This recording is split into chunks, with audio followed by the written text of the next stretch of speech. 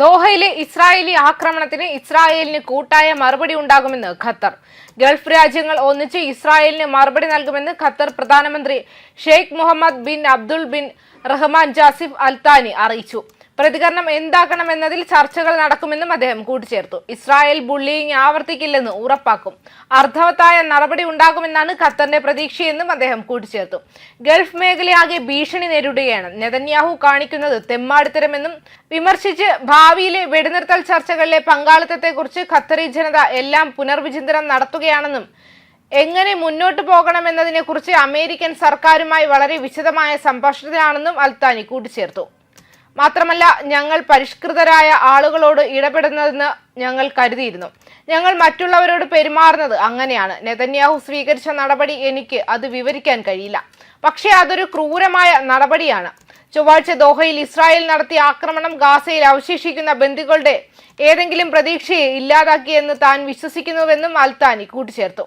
ആക്രമണത്തിന്റെ രാവിലെ ഞാൻ ബന്ദികളുടെ കുടുംബങ്ങളിൽ ഒരാളെ കാണുകയായിരുന്നു. അവർ ഈ മധ്യസ്ഥത പ്രതീക്ഷിക്കുന്നു. അവർക്ക് അതിൽ മറ്റ് പ്രതീക്ഷകളൊന്നുമില്ല.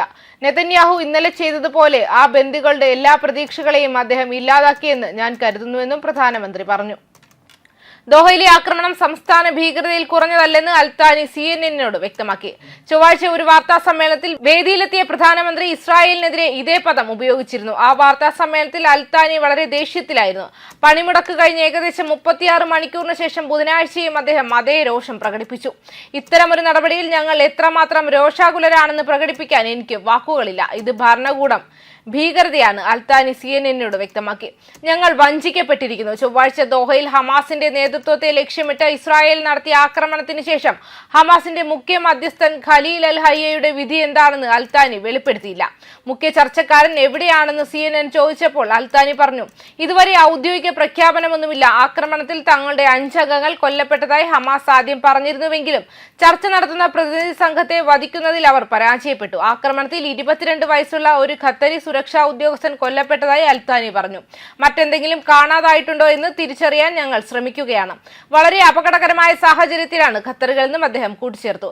ചൊവ്വാഴ്ച ദോഹയിൽ ഹമാസിന്റെ നേതൃത്വത്തെ ലക്ഷ്യമിട്ട് ഇസ്രായേൽ നടത്തിയ ആക്രമണത്തിന് ശേഷം ഹമാസിന്റെ മുഖ്യ മധ്യസ്ഥൻ ഖലീൽ അൽ ഹയ്യയുടെ വിധി എന്താണെന്ന് അൽത്താനി വെളിപ്പെടുത്തിയില്ല. മുഖ്യ ചർച്ചക്കാരൻ എവിടെയാണെന്നും ചോദിച്ചപ്പോൾ അൽത്താനി പറഞ്ഞു, ഇതുവരെ ഔദ്യോഗിക പ്രഖ്യാപനമൊന്നുമില്ല എന്നും അദ്ദേഹം വ്യക്തമാക്കി. ഭാവിയിൽ വെടിനിർത്തൽ ചർച്ചകളിലെ പങ്കാളിത്തത്തെക്കുറിച്ച് ഖത്തറി ജനത എല്ലാം പുനർവിചിന്തനം നടത്തുകയാണെന്നും എങ്ങോട്ട് മുന്നോട്ട് പോകണമെന്നതിനെക്കുറിച്ച് അമേരിക്കൻ സർക്കാരുമായി വളരെ വിശദമായ സംഭാഷണത്തിലാണെന്നും അൽത്താനി കൂട്ടിച്ചേർക്കുകയും ചെയ്തു. ന്യൂസ് ഡെസ്ക് കർമ്മ ന്യൂസ്.